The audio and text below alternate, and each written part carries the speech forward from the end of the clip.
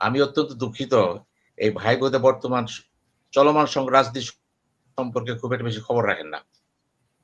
BNP যেটা করেছে প্রত্যেকটা ব্যাখ্যা দিয়েছে সেখানে, একদম স্পটলাইট ব্যাখ্যা দিয়েছে যে এই কিন্তু পারবো না, এই পারবো না, এই জন্য আমি ডিসেন্ট দিলাম না। কাজে যখন বলা হবে দিচ্ছে না, দোষটা পায় লাভটা কি? যখন আপনি আলোচনা চাচ্ছেন, সংহতি চাচ্ছেন, চেষ্টা করেন দোষারোপ না করে বিএনপি যেটা বলেছে আপনি দ্বিমত পোষণ করতে পারেন, এবং এই দ্বিমত নিয়েই কিন্তু ঐক্যমত্য কমিশন বলেছে ঠিক আছে আপনি যে যা বলেছেন এইভাবে আমরা পাঠাই দেব, কিন্তু তারা কিন্তু সেভাবে পাঠায়নি। প্রথম ভুলটা করলো কে? ঐক্যমত্য কমিশন যখন জমা দিল সেখানে নো ডিসেন্টটা তারা দেখে নাই। হইতে পারে যুক্তি ছিল তাদের, কিন্তু তারা বলেছিল আমরা দেখাবো। ওই যে ভাই বললেন একই দলে প্রেসিডেন্ট থাকবে, পার্টির চিফ থাকবে অথবা প্রধানমন্ত্রী থাকবে, এই সমস্ত বিষয় নিয়ে আজকে 16 বছর ধরে কিন্তু আমি লেখালেখি করে যাচ্ছি। আমি বই লিখেছি এটার উপরে, ব্যালেন্স অফ পাওয়ার প্রেসিডেন্ট আর প্রাইম মিনিস্টার। সুতরাং এগুলি তো নতুন কিছু না। রাষ্ট্রবিজ্ঞানের ছাত্র হিসেবে এগুলি তো আমরা মানে বলতে পারে তুলোধুনো করে ফেলেছি। সমস্যাটা হচ্ছে সংস্কৃতিটা কি দেখেন, বাংলাদেশের সংস্কৃতিটা বুঝতে হলে আপনাকে ওইভাবে যেতে হবে। কিন্তু জামাত বড় দল, বিএনপি বড় দল, আওয়ামী লীগ বড় দল, জাতীয় পার্টি একসময় ছিল, এখন ছোট দল। কিন্তু অন্যান্য দলগুলো যারা আছে তারা যে সমস্ত কথা বলতে পারে, তারা দায়িত্বে নাই তো, দায়িত্বে যায়নি তো কখনো, দায়িত্বে যায় নাই। এবং সেই কারণেই যদি জাতীয় যেটা বললেন যে কথাটা, আমি তখনও বলেছিলাম 30টা দল ডাকছেন কেন আপনি? আপনি ডাকবেন গনে গনে 5টা 6টা দল। এই পার্লামেন্টে কারা ছিল, কারা যেতে পারে তাদের ডাকবেন, এবং দেশ কারা চালাতে পারে, লোকগুলো কোথায় আছে। এই না করে কি করলেন, যাদের থালাবাটি তাকেও ডাকছেন আপনি। তো সে তো বড় কথা বলবেই। সমস্ত বামপন্থী দল চিন্তা করেন তো, বামপন্থীরা যে সমস্ত কথাবার্তা বলে তারা কি কোনো পাশ করেছে? আপনি দেখেছেন বামপন্থীরা কোনোদিন কোনো জায়গায়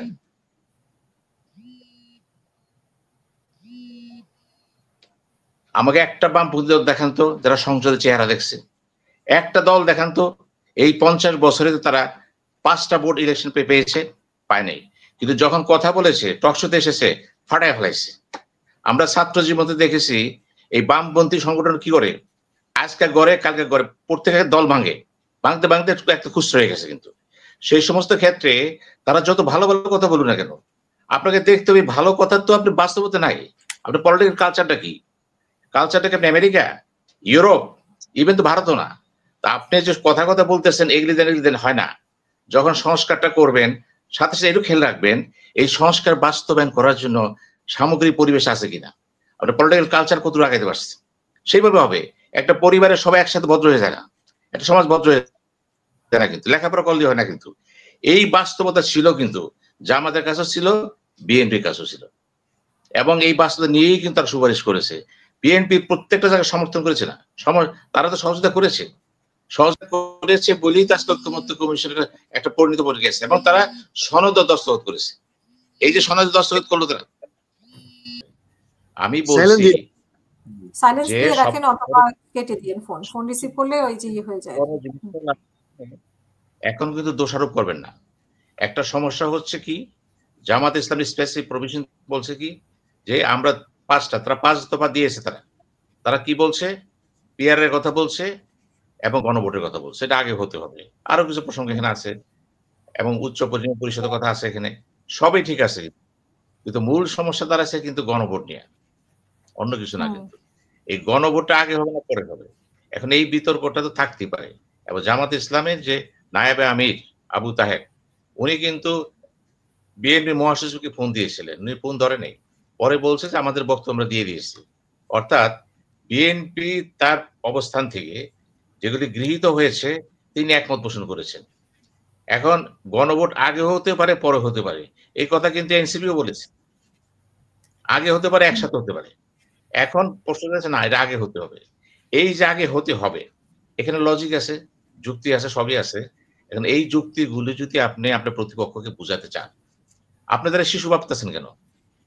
কেন শিশু ভাববেন আপনাদেরকে? সেও তো আপনাকে শিশু ভাবতে পারে। সে তার পয়েন্টে চিন্তা করতেছে এটা ঠিক না, এটা এইভাবে হবে, এইভাবে হবে। এটা কি হলো? সে জাতীয় স্বার্থে নাই?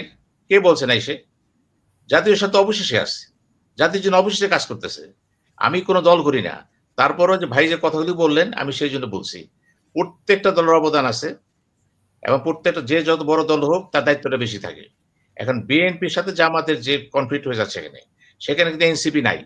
এনসিপি কিন্তু বলে দিছে একসাথে হতে পারে, আবার ভিন্ন হতে পারে। তাহলে মূল বিরোধীরা কার সাথে?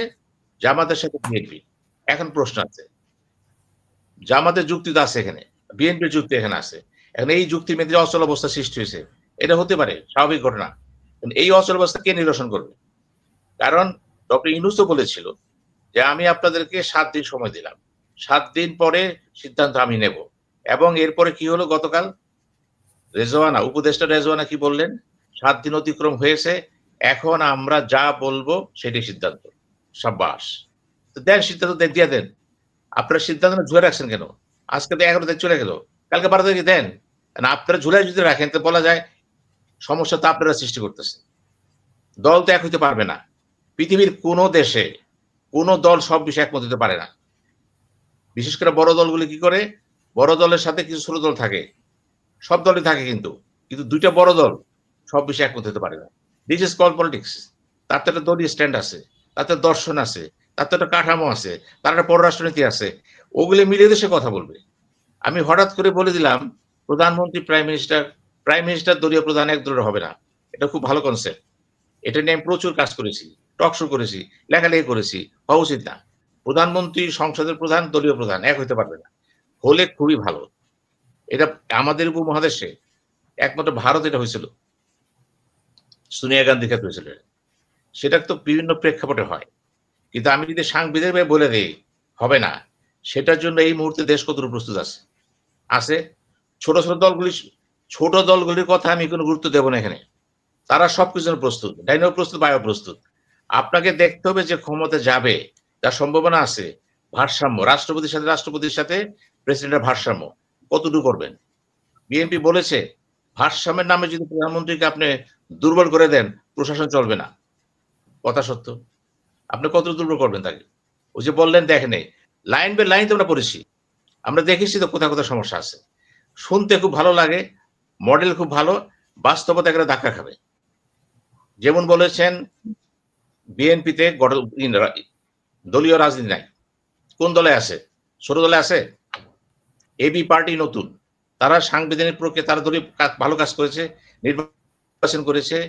কয়টা দলে আছে? এটা বাংলাদেশে কোন দলই কিন্তু দলীয় সংস্কৃতিতে দলীয় রাজনীতি নাই, গণতন্ত্র নাই। এবং এটা সবসময় এইভাবেই চলে আসছে, কিন্তু এখনো চলতেছে। এখন এই যে চিন্তা করতে গেলে দুই একটা দল, ছোট ছোট দল, তারা হয়তো পারে, কিন্তু সেটা বড় কথা না তো। আপনাকে দেখতে হবে এই দলগুলো জনগণের কাছে যেতে পারছে কিনা, জনগণের কথা বুঝছে কিনা। হ্যাঁ, টকশোতে এসে বুঝছে, বক্তৃতায় বুঝছে, বাস্তবে কি বুঝাতে পারছে জনগণকে? যদি বুঝাতে পারতো আজকে তারা তো সংসদে থাকতো, তারা ভোটের সামনে থাকতো।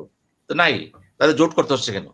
জোট এই জন্য করতে হচ্ছে ছোট দলগুলিকে, ওই বড় দল ছাড়া অস্তিত্ব নাই।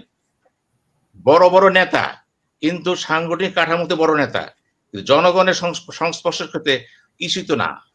এই জন্য তাদেরকে বাধ্য হয়ে বিএনপি অথবা জামাতের সাথে মিশতে হচ্ছে যদি আমরা পাশ করতে চাই।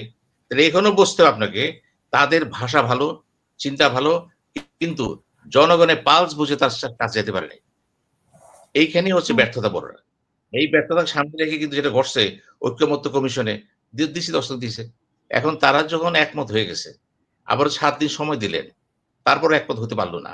আপনাকে বুঝতে হবে ছাড় দেওয়ারও কিন্তু সীমা আছে। প্রত্যেক দলের সাথে সীমা রেখা আছে, কিন্তু জামাতেরও আছে, বিএনপিরও আছে, এবং ছোট দলেরও আছে। কিন্তু এখন কি এই হবে যে জামাত যা বলবে বিএনপি সবই মেনে নেবে? তাহলে বিএনপি দরকারটা কি? সব মেনে জামাত পার্টি করে ফেলবে। আবার বিএনপি যা বলবে জামাত তাই মেনে নেবে, তা তো হয় না। সমস্যাটা হচ্ছে যদি সমাধান চান, যেমন আজকে সালাউদ্দিন বলেছে যে প্রয়োজনে সরকার দলগুলোকে আবার ডাকতে পারে। এই খেলা কতদিন চলবে? কেন ডাকবে? কেন এখন তো ডাকার সুযোগ নাই। আবার যদি ডাকেন, এটা বুঝতে হয় সমস্যা আবার বিএনপি সৃষ্টি করতেছে। বিএনপি যেহেতু একমত হতে পারেনি, সরকার যেহেতু বলেছে সিদ্ধান্ত আমি দেব, বিএনপি বলা উচিত ছিল এবার সিদ্ধান্ত সরকার দেন, শেষ, সিদ্ধান্ত হলে হয়ে গেল। কাজে আমি মনে করি এই যে সংকটটা সৃষ্টি হয়েছে, এটা কিন্তু নিখুঁত সংকট না, এর পিছনে কিন্তু গভীর রাজনীতি রয়ে গেছে। এবং নির্বাচনটা হবে কি হবে না এই বিষয়ে প্রশ্ন মধ্যে চলে আসছে। কিন্তু যদি কোনো কারণে সরকার মনে করে গণভোটটা আগে হবে। বিএনপি বলার কিছু থাকবে না। বিএনপি বলেছে সরকার সিদ্ধান্ত নেবে। ভালো কথা। তো সেই ক্ষেত্রে হলে হয়তো গণভোটের পরপর নির্বাচনটা হয়তো সেভাবে নাও হইতে পারে। আবার বিএনপি যখন বলেছে অনেক টাকা লাগবে, এটাও তো একটা আহাম্মকি কথা বলেছে। একটা জাতির জীবনে গণভোট বেশি না কিছু টাকা বেশি?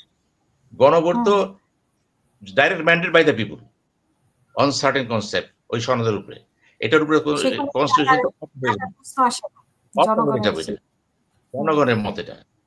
Verdict of the people by the people direct. এটা হয়তো বিএনপি মনে করতেছে তাদের জন্য হয়তো কিছুটা অসুবিধা হতে পারে। আবার বিএনপি যখন বলে একসাথে হবে, তাহলে দেখেন বিএনপি মেনে নিছে কিন্তু একসাথে হবে। তাহলে একসাথে হবে কেন ভাই? এটা বলেন তো। একসাথে হবে, তুমি দুইবার বলে অসুবিধা কি? এইগুলি কিন্তু এই সমস্ত উত্তর কিন্তু পার্টি দিবে না। আমি বলবো সরকার প্রধান হিসাবে প্রফেসর ইউনূস, আপনি একটু দৃঢ় হন, একটু সোজা হয়ে দাঁড়ান, আর জাতিকে নিয়ে খেতে আর সুযোগ দেন কিন্তু। এখন আপনার ভূমিকা খুব জরুরি, আর জরুরি করেন না কিন্তু। আপনি কালকে পরশু মধ্যে বলে দেন আপনি কি চান। আপনি যা চাবেন, আমার ব্যক্তিগত বিশ্বাস জাতি বাইরে যাবে না। কারণ এখন আপনার প্রতি আস্থা আছে, সব দল, বিএনপির আস্থা আছে, কিন্তু বিএনপিও কিন্তু বলবে না মানলাম না। এই যে মানলাম না বলবে না, এটি তো প্লাস পয়েন্ট। সুতরাং বিএনপিকে বেফাসে না ফেলেয়া, জামাতকে না ফেলেয়া, আপনারা সবাই একটা কথাই বলেন, ইউনূস সাহেবকে বলেন সরকার প্রধান হিসাবে আপনি যাহা কিছু করিয়েছেন আমরা খুশি। এবার জাতির স্বার্থে একটা ভূমিকা আপনি রাখেন, ঘোষণা দেন একসাথে হবে নাকি ভিন্ন ভিন্ন হবে। ধন্যবাদ। অসংখ্য